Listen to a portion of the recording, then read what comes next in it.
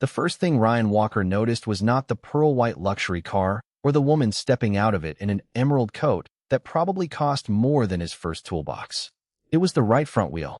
The brake rotor carried a blue heat stain, and one caliper bracket bolt sat a fraction proud of the metal around it. Ryan wiped his hands and crouched beside the car while half of Bellwether seemed to watch from the sidewalk.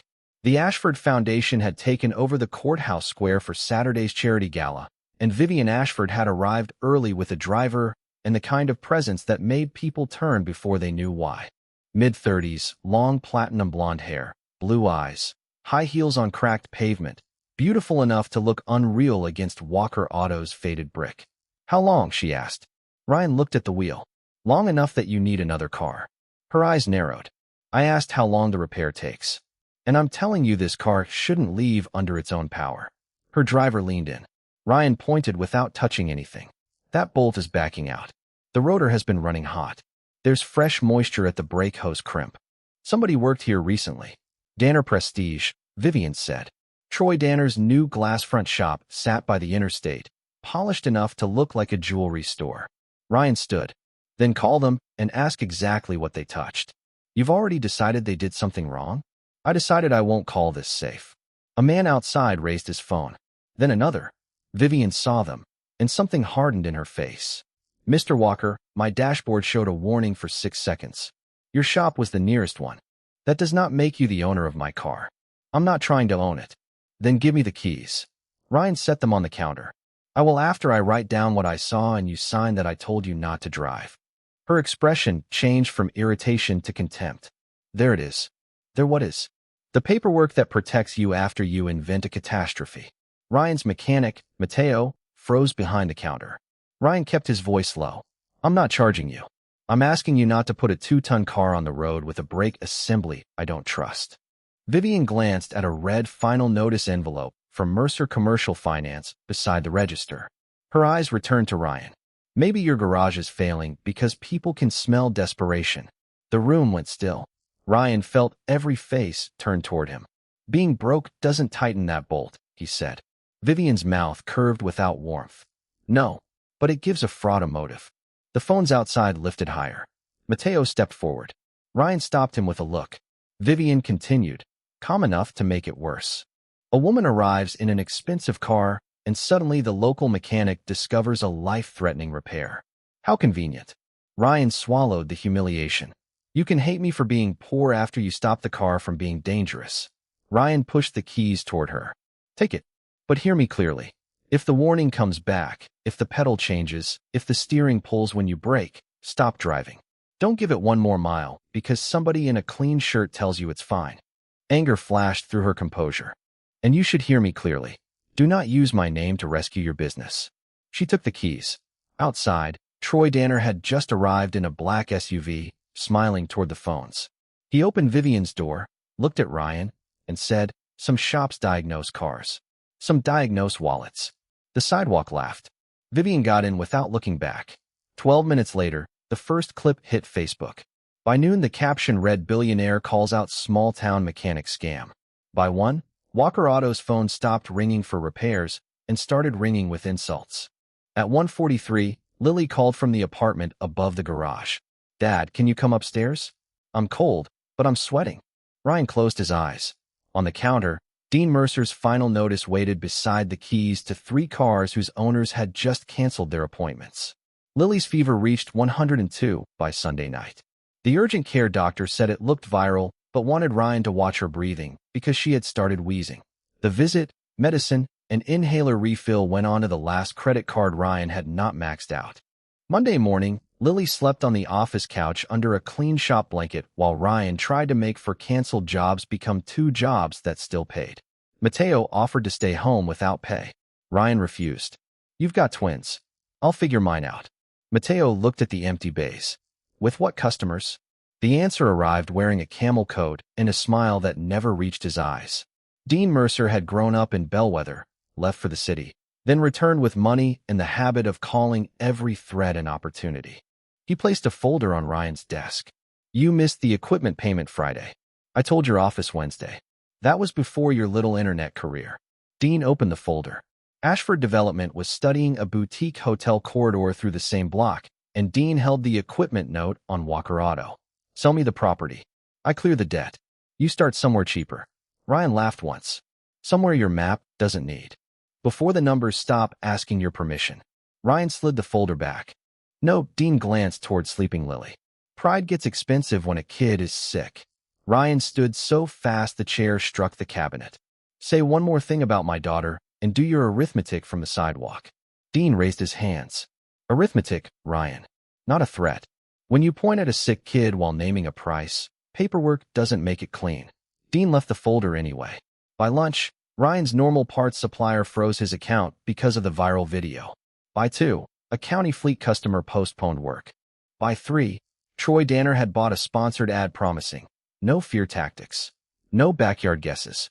At 4:30, Cole Barrett, senior advisor to Vivian Ashford, emailed a warning that Walker Auto must stop making unsupported statements about her vehicle. Ryan had made no public statement. He had only called her office twice asking someone to inspect the right front brake assembly. At 5:10, Lily woke, coughing hard enough that Ryan ran to her.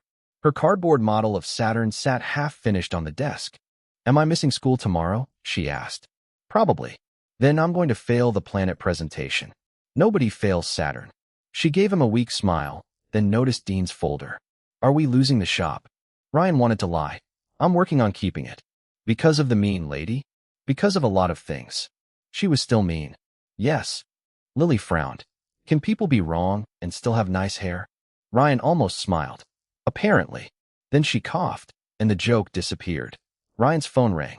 A bakery delivery van had lost brake pressure and needed a same-day repair. Cash job. The owner needed it before dawn. Ryan looked at Lily, the urgent care receipt, and Dean's folder. Tow it in, he said. The decision sounded ordinary. It became the worst one he made all week. The delivery van arrived with a leaking master cylinder and a driver who checked the time every few minutes. Ryan's regular supplier would not release parts on credit, and the bakery could not wait 2 days. Mateo found a sealed replacement through Northline Auto Supply, a regional wholesaler Ryan barely knew. The box carried the right logo and part number. The price was low enough to bother him. I don't like cheap when it stops 3 tons, Ryan said. Mateo called Northline. They claimed it was certified overstock. Ryan should have waited. Instead, Lily texted from upstairs. Dad, my chest hurts when I cough. He installed the part himself, bled the system twice, and took the van around the industrial loop. The pedal held. His own checklist required another road test after a full heat cycle and rest. Ryan cut the rest short. He signed the work order and told the driver, if the pedal changes at all, bring it back. He hated the sentence as soon as he said it. 34 minutes later, while Ryan sat beside Lily in the emergency department, the bakery van's brake pedal dropped nearly to the floor, approaching a red light. The driver hauled the parking brake, jumped a curb, and hit a concrete planter. No one was injured. A woman with a stroller had been 20 feet away. By noon, local pages had paired the crash with Vivian's video. The mechanic who warned a billionaire about imaginary brakes had released a van with real brake failure. This time Ryan could not call it unfair. He had skipped his own final test. State Automotive Safety Officer Marlene Cho arrived Tuesday morning. She read the work order and asked one question. Did you complete the second road test? Ryan touched Lily's hospital bracelet in his pocket. Mateo started to speak. Ryan stopped him. No. I signed it. I released it. Marlene closed the file. The fine was $6,000. Ryan's inspection authorization was suspended for 30 days pending review. He could still repair cars, but inspections were a third of his surviving business. If her car really is unsafe, Ryan said, I just became the last mechanic in town anyone will believe. Marlene held his eyes. Then stop asking them to believe you. Give them facts they can verify. Ryan looked at his signature. What if I was right about her and wrong enough about myself that nobody listens? Then you learn the difference between being right and being trusted. Outside, Troy Danner gave a reporter exactly the quote he wanted. People get hurt when pride outruns process. Mateo caught Ryan's arm before he crossed the lot. Don't give him another video. At 2, Dean Mercer delivered notice that the citation triggered a default clause in the equipment loan. Ryan had days, not months, before Mercer could move on the secured machines. At 4, Cole Barrett called to say Danner Prestige had cleared Vivian's car and Ryan was not to approach her at the gala. Ryan asked one question. Did they remove the right front caliper? Cole refused to answer and hung up. Ryan looked at the failed master cylinder on his bench. Marlene had allowed him to retain it after documenting the serial information. Under the bright shop light, the casting seam looked wrong. The logo was convincing. The tiny molded date, well, was not. He had seen the same cheap finish on the brake hardware beneath Vivian's car. Different parts. The same wrongness. Ryan called Marlene before touching anything. With her present, he opened the failed unit. The primary seal had torn against a sharp machining burr. The manufacturer's technical line checked the serial and told them the lot format did not exist in any of its plants. Ryan wanted relief. Instead, he saw the stroller near the bakery van. The part might be fake. His signature was real. Mateo said, if it's counterfeit, maybe this wasn't your fault. Ryan shook his head. The part explains the failure. It doesn't erase my choice. Fear is a reason. It is not a second road test. Wednesday morning, a second customer vehicle carried another wrongly marked brake hose from the same wholesaler. The state opened a fraud inquiry, not an accusation against Troy. Ryan understood the difference now. At 1:15, Vivian Ashford walked into Walker Auto alone. No driver. No Cole. She wore a fitted white suit and dark glasses pushed into her platinum blonde hair. Ryan did not offer a chair. I have 5 minutes, she said. You used 3 driving here. Her jaw tightened. Cole says you are implying my service provider installed counterfeit parts. I said I saw a brake assembly I didn't trust. After you released a van that crashed. Yes. You understand how that looks. Better than you understand how your wheel looked. Vivian stared at him. My brother died at 26 in a car that had been signed off by a mechanic who never completed the inspection. Do you know what he said afterward? His wife was sick. His business was failing. He was under pressure. He was a good man who made one rushed decision. Ryan said nothing. Her eyes had changed. The contempt now had an old wound under it.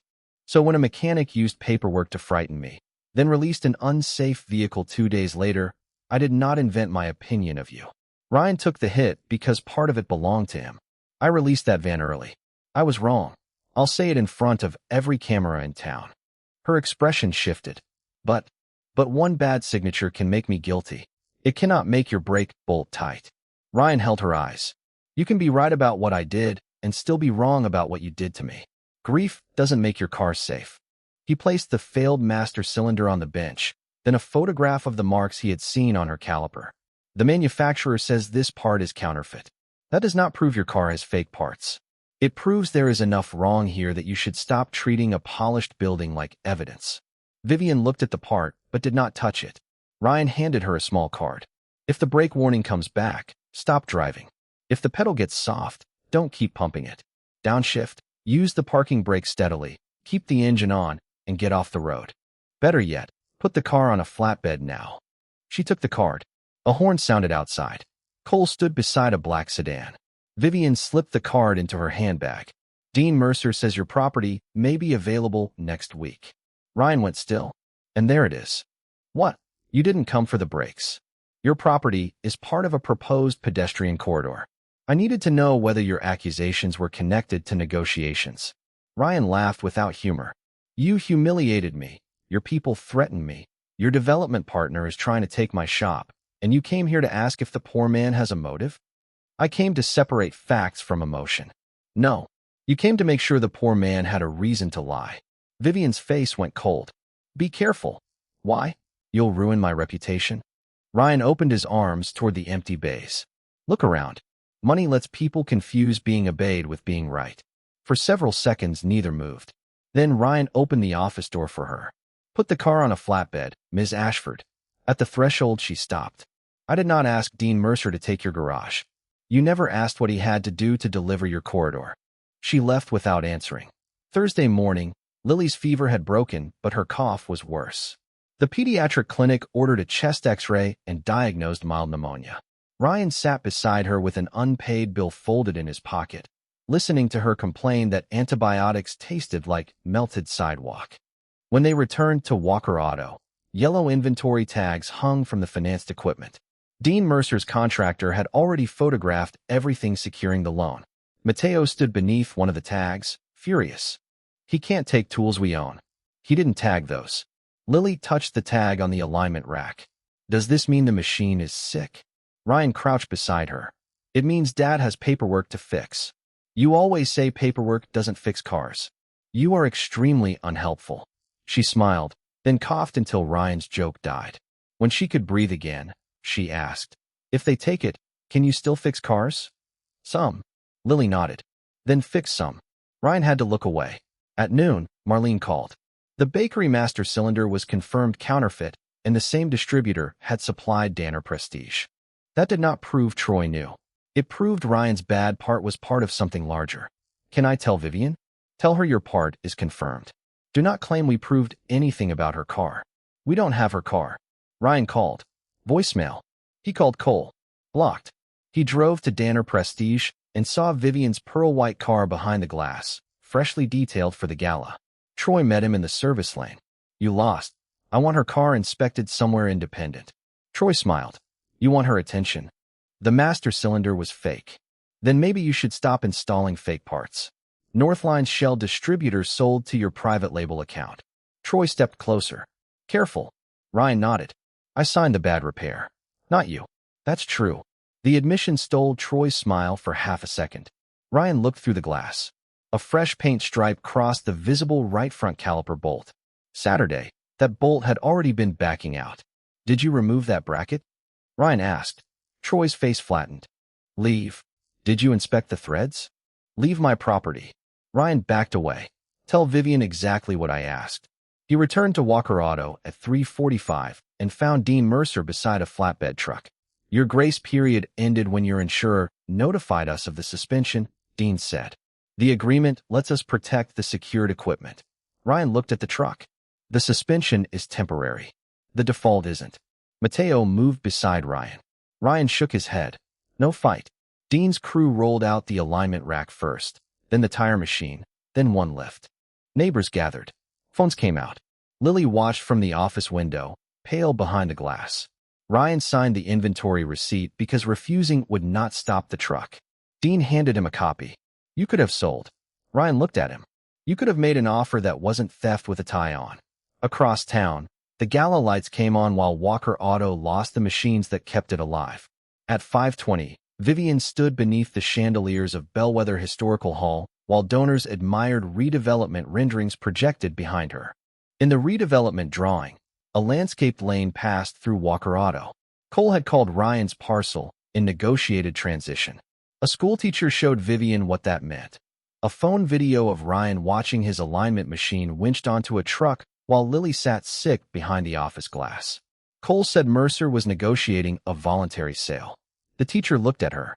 Maybe yellow seizure tags are his negotiating style. Vivian found Cole beside the stage. Did you know Mercer accelerated Walker's loan? Cole said the business was already in default. That is not what I asked. The corridor requires site control. You hired us to solve problems. I hired you to acquire property, not manufacture desperation. No one manufactured his citation. No. He admitted that himself. Vivian looked at the seizure video. Ryan tells me the facts that make him look worse.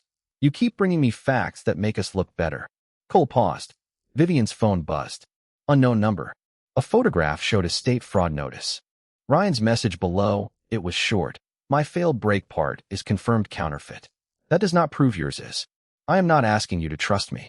I am asking you not to drive that car. Put it on a flatbed.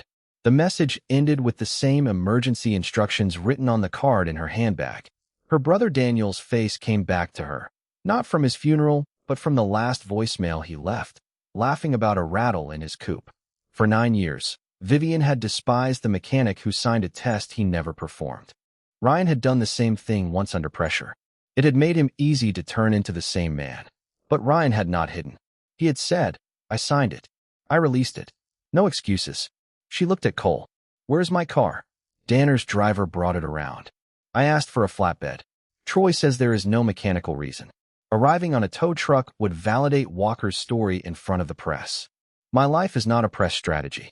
Outside, rain had begun. Troy Danner hurried up from the curb as if he had been waiting for the moment. I heard there was concern. I'll drive it around the block myself. Vivian looked at him. Open the right front wheel. Troy laughed. Here? In the rain? Now. His smile thinned. You're letting a suspended mechanic get inside your head. Suspended mechanic. The phrase did it. Ryan had told her the ugliest true thing about himself before he asked her to believe anything else. Troy had given her a clean certificate and contempt. Flatbed, Vivian said. Cole stepped close. Think about what you are validating publicly. She looked at him. It was the same mistake she had made Saturday, appearance over risk. Fine. I'll move it 20 yards to the service lane so the flatbed can load without blocking the entrance. Her driver offered to do it. Vivian shook her head. No. If I am wrong, I own being wrong. She slid behind the wheel. The brake warning appeared before Vivian reached the end of the circular drive. Amber, then red. Ryan's voice returned instantly. If the warning comes back, stop driving. She pressed the pedal. It felt normal. Troy, under the awning, lifted both hands as if to say see. For one stupid second, Vivian wanted him to be right because embarrassment felt more immediate than danger. Then she remembered Ryan. Don't give it one more mile because somebody in a clean shirt tells you it's fine. The brake pedal hit the floor. The car pulled hard right. Vivian's breath stopped. She did not pump. Ryan's card lay on the passenger seat. She forced herself to say it aloud. Don't pump. Downshift. Parking brake steady. Engine on. She pulled the paddle twice and held the electronic brake switch. The car slowed, but the service lane curved downhill toward the courthouse square where gala guests crossed beneath umbrellas. The right front wheel began hammering. A metallic crack came through the floor. The steering wheel jerked. Vivian turned toward the gravel apron beside the hall. A catering truck blocked half the escape. Then an old blue tow truck shot into the rain from the opposite curb. Ryan Walker had arrived because Marlene had called with one more fact. Investigators had recovered counterfeit brake hardware from a Northline-linked shipment delivered to Danner Prestige. They still had to inspect Vivian's car. Ryan had not come for vindication. He had come because a woman who had helped wreck his life was about to climb into a machine he believed could kill her. He saw the pearl-white car moving too fast, and the right front will kick outward. He swung the tow truck across the lower mouth of the lane, rear bed angled across the car's path. Everybody back. People scattered. Vivian saw him and understood. She steered for the gravel and kept the parking brake engaged. Her car struck the tow truck's rear corner at an angle. Metal screamed.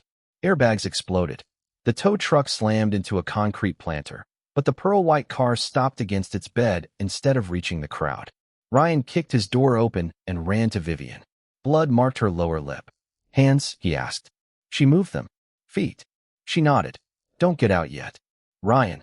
It was the first time she had used his first name. He looked at the right front wheel. The caliper had rotated loose. One mounting bolt was gone. The brake hose had torn open. Fluid streaked the rainwater. Troy reached them. The impact ripped it loose. Ryan turned. The wheel failed before the impact. Everybody saw it. Marlene Cho and a state investigator pushed through the crowd. Nobody touches the car, the investigator ordered. Dean Mercer stood near the hall entrance. Cole stood beside him, staring at cameras instead of Vivian. She saw that too. An ambulance crew arrived. Vivian refused the stretcher until they checked Ryan. I'm fine, he said, though his shoulder throbbed. Your truck is a truck. Your garage is still my problem. Her voice cracked. I did this to you. Ryan's face hardened. Not here. Why not? Because you almost died. You don't get to turn that into my apology scene. Vivian stared at him through the rain. Then when saying sorry cost you something and nobody is clapping. He walked back toward the broken wheel. The evidence became simple once people stopped protecting appearances. The missing bolt was counterfeit. Danner's work order claimed the bracket had been removed. Shop footage showed the wheel never came off. Earlier complaints tied the same hardware batch to Danner's purchasing account. Troy had ignored warning signs. Cole had buried one complaint to protect the gala. Dean had used the project deadline to squeeze Ryan's loan. No one had planned a crash. They had kept choosing the version of reality that paid them best, and Ryan's one real mistake had made him the easiest man in town to stop believing. Friday afternoon, Walker Auto was still missing a lift, an alignment rack, and half its reputation when Vivian walked in with a cut on her lip and no cameras behind her. Ryan was replacing a belt tensioner on an old pickup. Hospital let you out, he said. This morning. Then rest. I have been resting for 9 years. Ryan set down the wrench. Vivian looked at the empty bay. Daniel died because a mechanic signed an inspection he did not complete. I built a rule from that. People who cut corners lie. People who explain pressure make excuses. Then you cut a corner, and I was relieved. Ryan frowned. Relieved? Because you became simple. I didn't have to decide whether I had humiliated an honest man. You made one terrible decision, so I used it to make every cruel thing I had said about you feel intelligent. Ryan waited. I can't fix that with money, she said. Good. I can fix what my project helped do. Different thing. She nodded. Cole Barrett is fired. The Ashford project withdrew from every land option negotiated through Mercer. My attorneys will give investigators every message. At 6 tonight, I'm standing on the courthouse steps. Why? To say what I did. Ryan's face tightened. The investigators already proved the warning was real. That clears your diagnosis. It does not clear my mouth. Ryan looked toward the office. Lily sat under a blanket finishing Saturn. Vivian followed his eyes, but did not move toward her. Is she all right? Mild pneumonia. Antibiotics are working. Vivian swallowed. I saw her in the seizure video. Don't use my daughter to punish yourself. I won't.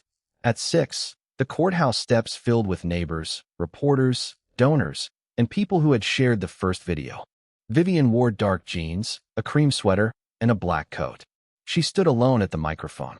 Last Saturday, outside Walker Auto, I accused Ryan Walker of inventing a dangerous brake problem because he needed money.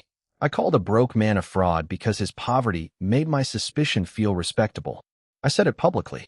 It was cruel, and it was wrong. The square went silent. Mr. Walker identified a real safety condition on my vehicle and warned me repeatedly. 2 days later, he made a separate professional error. He released another vehicle before completing his own test procedure. He admitted that error and accepted the penalty. I used his mistake as permission to pretend I had been right about everything else. I was not. Her next line was not lawyer language. The man I called dishonest destroyed his own tow truck to save my life after I helped destroy his reputation. He did not save me because I deserved it. He saved me because he refused to become cruel just because I had been cruel first. Ryan looked down. Vivian acknowledged that her development deadline had rewarded pressure on Ryan's property. She announced an independent restitution fund, full cooperation with investigators, and withdrawal from Mercer's project.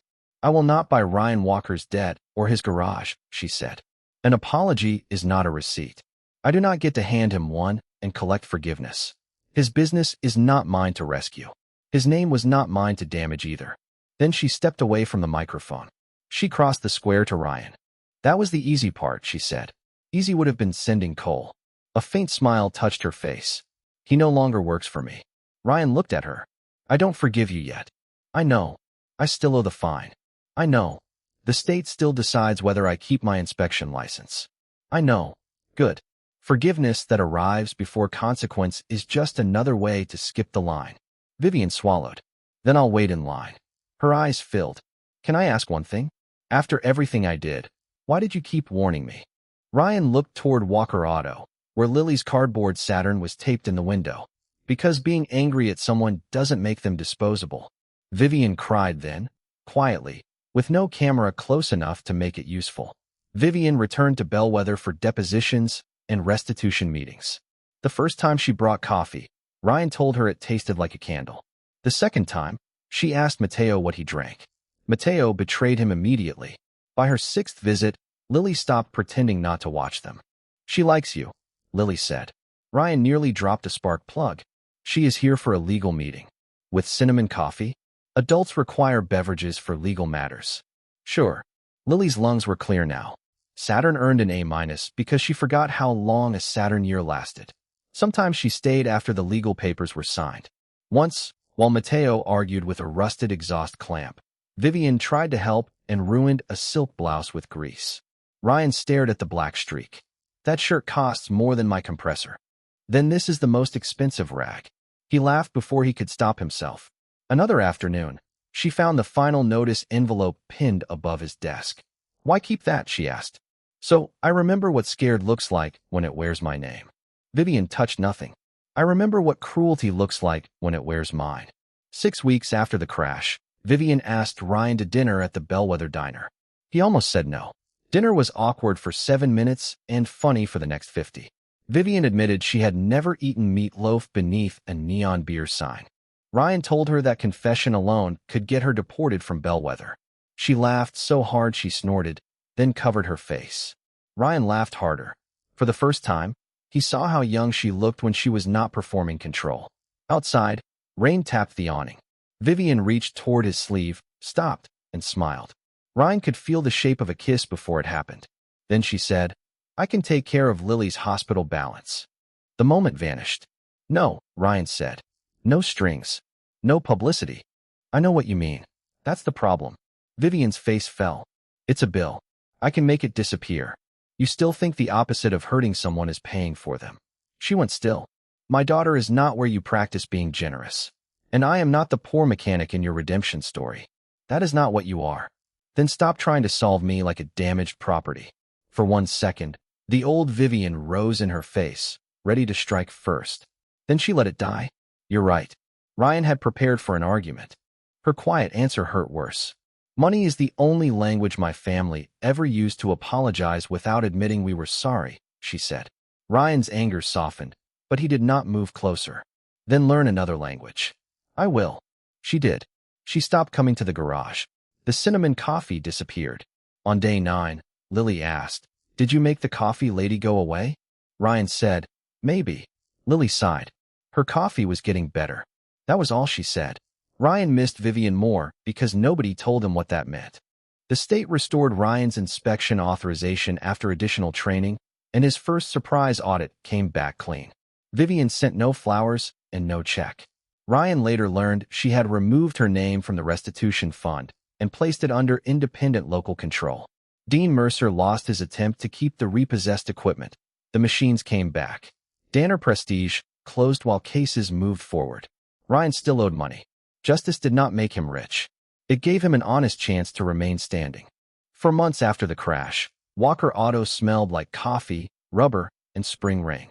Ryan had framed Marlene's final sentence in the office. The counterfeit master cylinder contributed to the bakery van failure, but Ryan's incomplete test procedure remained a separate violation.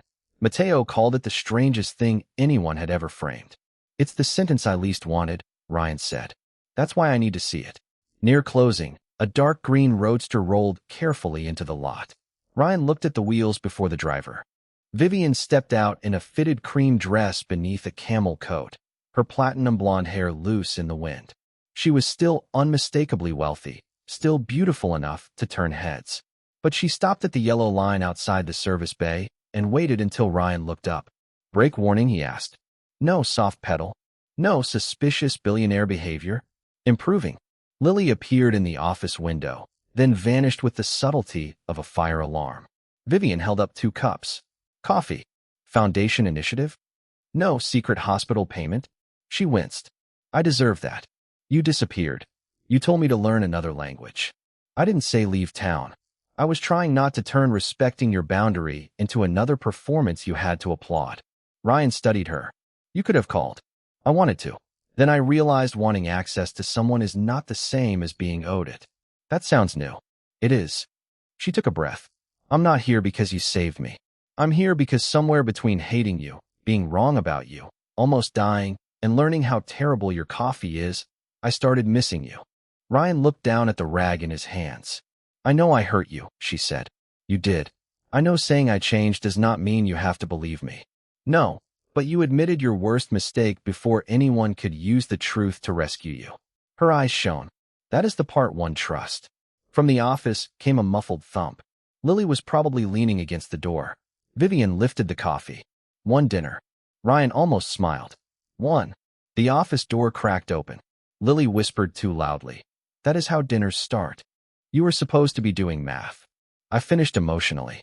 Vivian laughed, the unguarded diner laugh, and Ryan lost the fight against his own smile. She stepped toward him, then stopped before crossing the yellow line. Her hand lifted toward his grease-stained one and stopped again. "Can I?" she asked. Ryan looked at the woman who once demanded his keys, his silence, and his credibility as if all 3 belonged to her. Now she waited for an answer she could not buy. He crossed the yellow line himself. "Now you ask." "I'm learning." Ryan turned his palm over. Vivian placed her hand in his. Behind the glass, Lily failed completely to hide her grin. Vivian looked at him. Safe. Ryan thought about the week that almost took his shop, his license, and the clean version of himself. Then he closed his fingers around hers. Not safe, he said. Honest. This time, she stopped and let him choose the next mile.